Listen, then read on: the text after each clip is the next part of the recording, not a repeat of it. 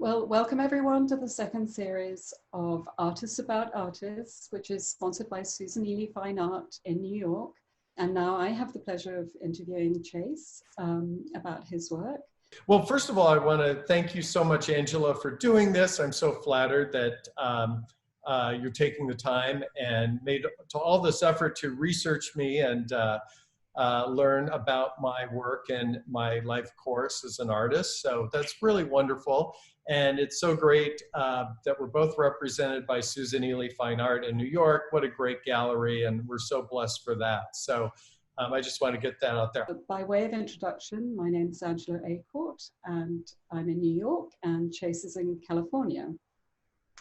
So right off the bat, Chase, I'm so excited to speak to you and learn and share more about your work. I don't know if you would like to talk a little bit about, the beginnings of how you've come to where you are now. I mean, it's a fascinating story of starting as a map maker, a cartographer. As a kid, I was sort of this map, I don't want to say freak, well, there I said it. And there were, I think my first memory of maps were all the road maps in the glove compartment of my parents' country squire station wagon, which had the fake, the fake wood siding on them, classic kind of suburban Midwestern car. And this is in Michigan. And it all went from there. In fact, I collected so many, and people knew that I loved to do it, so they were giving them to me. And I would draw maps, make up maps, and draw houses. I was always drawing and drafting a lot. There was a point at which the local newspaper did an article on me about how I collect maps and so forth. And flash forward, I was living in Berkeley. I left Michigan and was striking out on my own to go to college, and found out, kind of learned more about this career that you could be a cartographer. And I landed this job with this planning firm in San Francisco that was creating all the maps for the California Coastal Plan, which was really exciting.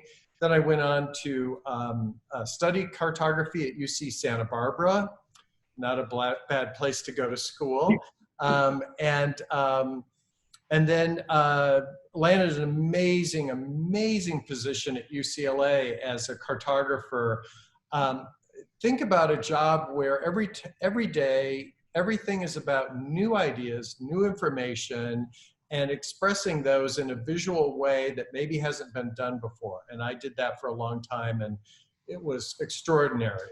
So that was really great. But the whole time, I also, cartography is a pretty exact, especially when you're representing very important, critical important information, and the nuances are of utmost importance, because the slightest variation in the way you present can actually deliver the wrong message. So that was great, but it was a little confining, and I've always painted and drawn, and many years ago then started painting in oils and actually did these map paintings, and which will, for example, here's an example of Japan dance.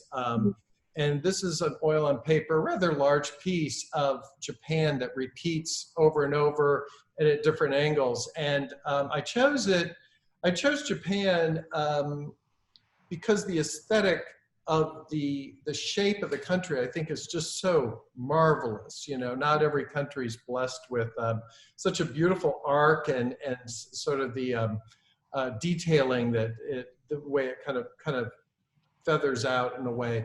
So that's an early example of the map paintings. I really love that because it's so playful, and it's interesting what you say about the actual shape of the country. I mean, to me, it's so quintessentially Japanese. I know that sounds a silly thing to say, but in the way you've actually placed the shapes, repeated shape of the country, sort of reminds me of Ikebana, that sort of irregular, organic form, which, that sort of wabi-sabi essence of Japan. And I really love that painting. It's very playful, but it also retains that sense of Japan as well. I'm going to jump forward to another one. It's just to give everyone an example of the connection between cartography and abstract painting, is this Essex painting. And this was inspired by aerial photographs of Essex and little villages and so forth that in the winter, you know, the snow melts off the roof, the roads are cleared, so they're kind of gray and so forth. But then the fields are still laden with snow. So that's the inspiration for the Essex series. Those are two good examples of how I did that. So this next painting, Cozumel, is a great example where I've really, what's embedded in this is my what I call visual sensibility, and we all have it, right? I mean, why did I pick this shirt to wear today, and why does something look right in a certain place or not, or whatever. Our whole history of viewing and seeing things in the world and understanding rhythms and shapes and so forth, right? So that's what my Morphic paintings, which is my main series of work, is about.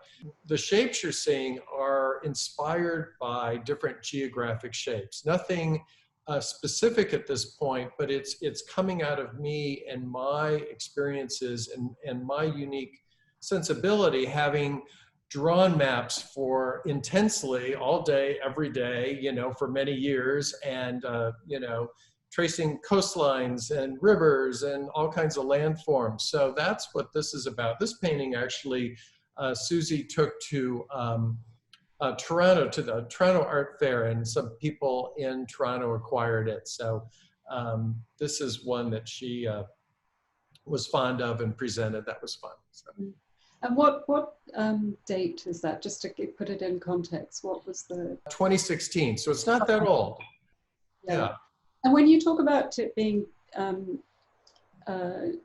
geomorphic shapes, are you looking, is that something more specific? Is it looking at rocks, or is it an aerial view, or is it your expression of what you're seeing, what you're feeling, or does it come from something more specific? Yeah, you know, my influence is geography and all that, but you're right, it's not meant to be a map at all, and it's not meant to specifically portray Cozumel, which is an island off of near Cancun, right? So it's really about, and one of the big differences between a map and a painting on a wall is that most maps, when you look at them, you're thinking it's the land surface and it's flat and you're looking down. Even if it's up, the idea is that you're looking down, whereas a painting hangs on a wall and you have the sense of up and down, where you don't have that on a map. You just have east, west, north, south, right? So I'm very aware of gravity and structure and sort of in composition, knowing that this is something that'll be viewed straight on, you know, usually at a perpendicular angle. So that has a big, that's why, even though they're geographic, you mentioned landscape, they take on more of a landscape view, because that's how our eyes work and how we look out, and it feels more right to me. Right. Yeah, good question. I mean, I kind of get that sense from your work. I have the sense that I'm sort of on a drone or watching your paintings through a drone, and sometimes I'm hovering, you know, in the air. It's an aerial view, and then sometimes I'm zooming down and looking at things as an elevation. I mean, I think your work has this wonderful sense of movement, but having two things going on at the same time as well. I mean, I'm looking at geomorphic, which has that wonderful sense, which is one of the pieces we picked out, which has that wonderful sense of, you know, viewing from above, but also being down as well. And sort of, I mean, to me, just as a punter, I get the sense that it's beautiful water running over pebbles in a stream. And I can almost, I sort of have a sense of noise, sound in your paintings as well. And it's funny that you say that. I don't know if that was my intention, but this was a commission for a that went to Colorado, and so you're saying streams and rocks and everything, and so maybe there's that connection that you picked up on. Yeah, very good. Yeah.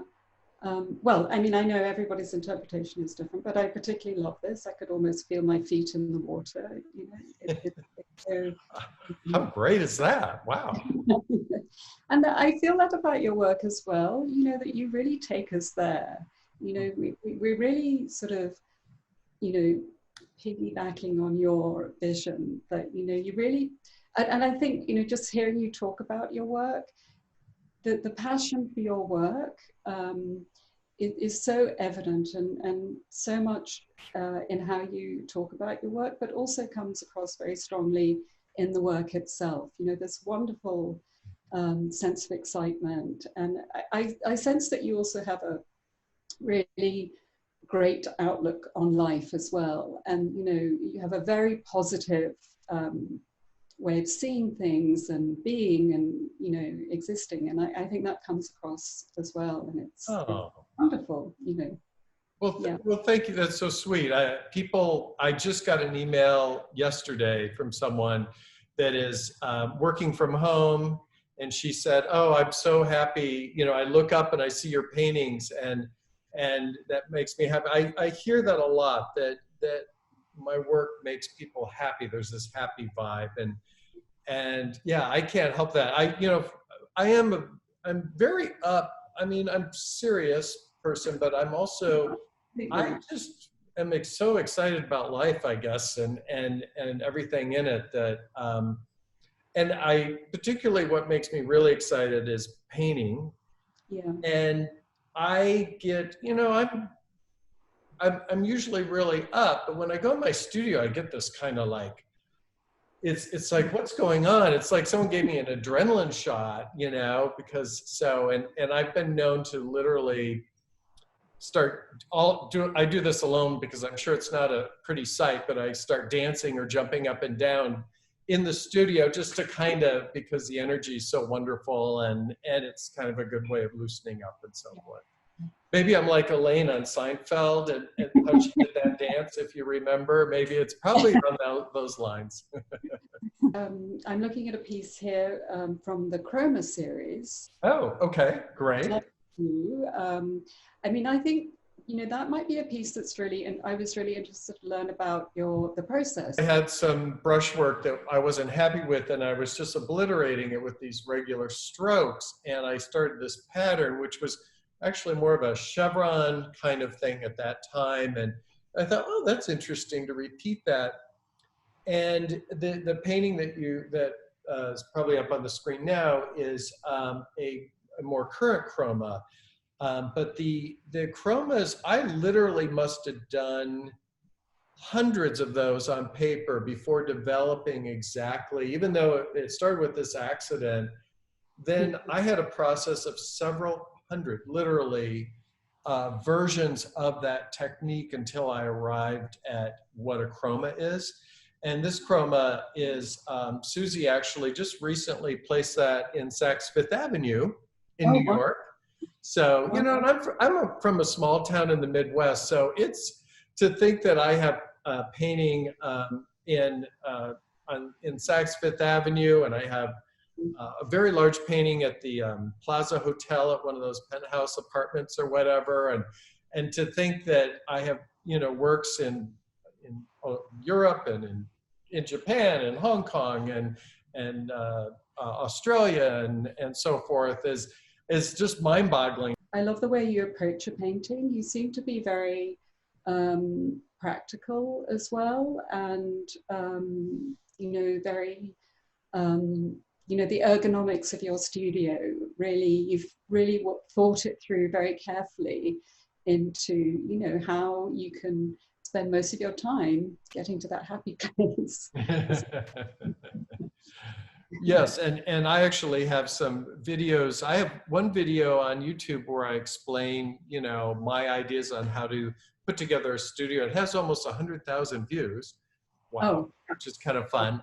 And I actually have now a new studio in Palm Springs, and this is maybe getting a little geeky. I think just only other artists like you and so forth would appreciate this, but I've had someone construct all this custom furniture to hold paintings to this paint cart, which we'll drop a picture of it in on this, that is just a dream come true. I mean, if someone offered me a Porsche, well, I wouldn't want a Porsche, a Tesla, let's say, someone offered me a Tesla, an apartment in Paris, or a new paint cart, I'd go for the paint cart. I'd spend more time with that than any of those. So yeah. I'm looking at the painting behind you. Is this 2019? Yeah, it's very recent. And it's, you know, it's a little bit, it's getting more graphic, and get out of the way here. I wanted to do something really kind of with this kind of sensibility, and I did one. I think this was the one I posted on Instagram, and a friend of mine in Malmo, Sweden, said, "Oh, it's very Swedish," and I didn't have a name for this series yet, so. And he was in Malmo, and I've been there and visited him. In fact, I turned 30 in Malmo, and I thought, oh, you know, that's the name. They're very playful and graphic. There's a whimsy to them, I guess. You know? Yeah. To me, I kind of feel there's a sort of, they feel very musical to me. Oh. You know, and there's some sort of syncopation in that you've got this. There's a stillness in the background, and that has a neutrality in terms of color. And then you have these wonderful distinctive points, which are framed by the black lines, which are almost like a dance or something. But I mean, is music something that you use a lot? I mean, when you're in your studio, does it factor? Yeah, I listen to a lot of music. I listen to, I generally have NPR on all day, which they do here in Southern California. They do this Morning Becomes Eclectic, and you never know what they're going to play, which is great because I don't want to just hear the same thing. I want fresh inputs and a little unpredictability. And you know, an interesting thing, I one day I turned on like this pop station that was very kind of just this sort of airheady sort of music, and I wasn't painting as well. It was like, I swear it was corrupting me. So I like, oh, the environment was just wrong. So then I put on Joni Mitchell, and that elevated everything. You know, then I painted like I was at the top of my game with Joni setting the standard. You know, so can't go wrong with Joni. Right. Yeah. You know, do you start with a specific thought when you're creating something or starting a new series, or you know, what's the beginning of that new series look like? I have an idea, a direction, or it may be building on, you know, all my work, like any artist is building on your body of work, and you're kind of almost becoming self-referential. In fact, there's a painting that I'm really fond of that actually, again, Susie actually, and we'll put it up on the screen, that I really love, and I wanted to revisit that in this piece. So I have a book of all my work, right? So I have it up on display so that I can reference it and kind of get back to that place. Not to copy it, but the essence of that work I really liked a lot. So, but then, you know, I had a guy in my studio building all this equipment and furniture and so forth. And he came around, he looked at the painting, he goes, oh, wow. And then he turns and sees the book kind of open. And I see him kind of look, and then, you know, he went back to his business, and I thought, oh my God, he thinks I'm another artist, you know? I was like, and I didn't say anything because it felt weird, but I'm thinking he's probably thinking, oh, so that's how he does it, you know? Like, and I have one more question. Your sense of color is so wonderful, and you know, I wonder if you could talk a little bit about that. I know you work with the contrast of neutrals against strong color, and talk about a little bit about how you sometimes start with a black canvas and come to light. I thought that was really interesting. Okay. Okay. Well, I like, you know, it's just, it was kind of intuitive, but then, you know, if you think a lot of the Renaissance painters, their paintings are dark and go to like the last brush strokes are light. And I just sort of intuitively felt like a painting should be dark, and then it seemed to work with oils. And I think that's a convention. So that's what I do. All my canvases are gesso black. First, I do 5 layers of gesso that's in white, and then a black layer on top. So I do that. So colors, you know, colors, as you know, are just an endless topic, right? And there's so many dimensions to them. Not only, you know, hue and how bright, or, you know, saturation levels and all that, but also the sheen, the texture. It's infinite. Infinite. I think we're talking billions of possibilities, right? That could be in a little speck. So that's really exciting. I think that what I try to do with color is, you know, if you look at a lot of Warhol's screen print paintings, he has some really odd colors that are a little unexpected, and I try to sort of do that. Yeah, and of course it's so important to have muddy colors and not everything be bright. Like again, the painting behind me, there's, you know, this is pretty neutral and that's neutral, and then I punch, so you get that deviation, variation. Yeah. I love that. I love that about your work, with that contrast. And how it's quiet and loud. It's wonderful. Yeah. Oh. Yeah. Well, gosh. Anything else? This has been wonderful. I really appreciate it. It's been so fantastic to learn about your work, and thank you so much. I feel honored. I really feel honored. You know, when Susie asked me, I was like, oh my goodness, you know, I'm a huge fan, and your work is wonderful, and I so enjoyed learning more about it. Well, thank you, Angela. You take care. And you too. Thank you. Bye. Bye-bye.